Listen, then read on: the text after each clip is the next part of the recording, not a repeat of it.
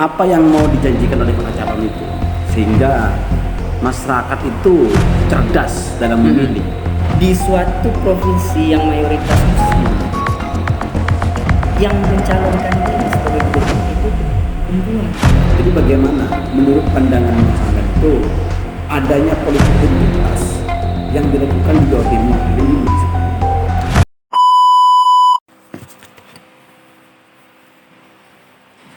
Assalamualaikum warahmatullahi wabarakatuh. Bertemu dengan kawan TV di malam yang penuh dengan estetik ya, menghadapi persiapan pilkada tahun 2024. Di sini kami bersama dengan Mas Sodri. Ini selaku aktivis mahasiswa. Dia sekarang lagi kuliah. Teman-teman kawan TV, tetap dukung di kawan TV ini supaya mampu memberikan upgrading pengetahuan-pengetahuan seputar kondisi Lumajang maupun Jawa Timur maupun setingkat nasional, seperti itu. Nah, untuk malam ini kita akan lebih berfokus kepada persiapan masyarakat dalam menghadapi pilgub atau pilihan gubernur. Yang ini sangat menarik, kawan-kawan, sangat menarik. Gimana tidak menarik ya? Mengingat kondisi Jatim hari ini ada 3 pasangan calon, yang mana tadi 3 pasangan calon itu semuanya perempuan seperti itu. Jadi saya melihat dari tahun-tahun sebelumnya, bahkan di tahun-tahun yang lampau sekalipun, itu tidak ada yang namanya calon itu perempuan semua. Adanya pasti ada perempuan laki-laki, kadang laki-laki, kadang perempuan laki-laki gitu. Nah, ini baru yang menarik sekarang perlu kita bahas. Mungkin kita lebih tarik lagi ya ke pembahasan lebih rinci dengan kawan kita.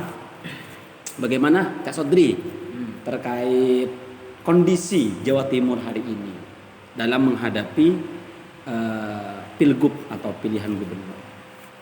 Ya Kak. Jadi gini kan, kita lihat kondisi Jawa Timur sekarang itu seperti yang jenengan sampaikan tadi, bahwasanya itu seluruh calon gubernur ini perempuan. Ini adalah salah satu hal yang sangat bisa dikatakan baru pertama kali lah, gitu kan. Baru pertama ya. Baru pertama kali. Dan saya juga sempat itu mendapatkan referensi itu mengatakan founder ini adalah salah satu peneliti utama indikator politik Burhanuddin begitu. Nah, beliau itu mengatakan pemilihan gubernur di Jawa Timur ini adalah salah satu hal yang akan menjadi salah satu patokan untuk provinsi-provinsi lain begitu ya. Kenapa tidak kan? Karena kan di situ kita lihat pertama beliau itu perempuan. Siapa? Khofifah mantan salah satunya. Ini kan sudah mantan gubernur kemarin gitu. Dan masih berjuang lagi untuk pemilihan hari ini. Apa memang pengen lagi atau bagaimana? Bisa jadi karena kan kita lihat kinerja dari Bu Khofifah ini juga lumayan sangat bagus. Hanya saja ketika kita lihat perdebatan gubernur waktu itu, Bu Indah itu selalu memberikan sebuah penjelasan yang baginya itu sudah pernah menjadi pengalaman dia gitu. Jadi setiap ditanyakan oleh Bu Bu Lulu gitu kan, Bu Khofifah ini selalu menjawab dengan pengalaman saya karena saya sudah melakukan hal ini. Jadi kalau bahasanya Aristoteles itu kan empiris ya. Empiris, pengalaman. Ada empiris, ada pengalaman. Jadi kan di sini bisa kita lihat bahwasannya Jawa Timur ini sangat bisa dikatakan sebagai provinsi yang akan memberikan sebuah cerminan kepada provinsi lain untuk bahwasanya perempuan itu juga bisa bertarung dalam dunia politik begitu kan. ini yang bikin menarik itu kenapa kok laki-lakinya tidak ada calon? Nah, itu yang disayangkan. Ketika kita lihat situasi dan kondisi dan keadaan juga, realitanya itu laki-laki hanya menjadi wakil sekarang. Iya, ini kan Bu Hovifah wakilnya laki-laki. Betul.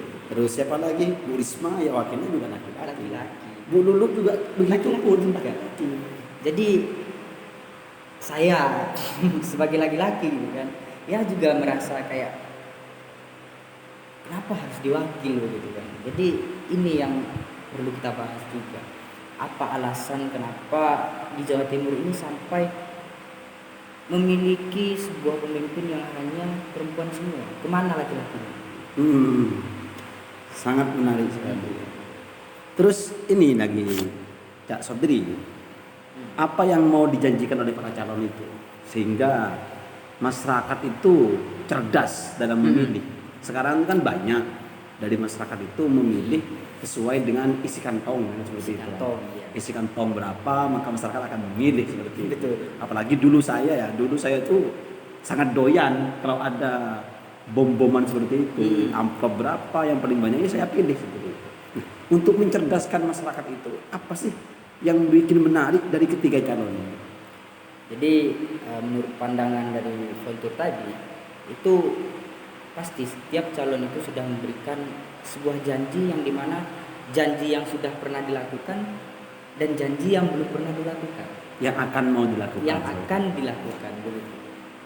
Jadi kan seperti Bu Hovifah pastinya akan memberikan janji-janji yang menurut beliau itu sebuah program kerjanya yang belum terlaksana. Kalau bahasa pesantren itu kan fi'il mudhari. Fi'il mudhari akan datang yang mau dilakukan. Yang mau dilakukan. Misal contoh ada salah satu proker dari Bu Hovifah ini tidak terlaksana. Jadi itu bisa jadi melalui pengalaman beliau itu bisa memberikan sebuah lebih ke janji kepada masyarakat akan membuat program itu lebih baik lagi begitu. Nah itu bagaimana tanggapannya? Nah, tanggapan. Jadi kalau dari saya sendiri gitu kan, Cak,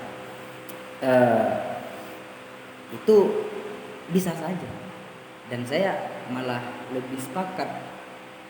Ini bukan karena kita mau cari ke siapa ya? Iya, kita tidak mau ke siapa. Ini teman-teman, ini sangat krusial. Ini bahaya. Kalau sampai kita ketahuan kita condong ke siapa, ini akan banyak. Tapi kajian. Ini hanya sebuah teori-teori yang kami angkat saja begitu. Nah, betul.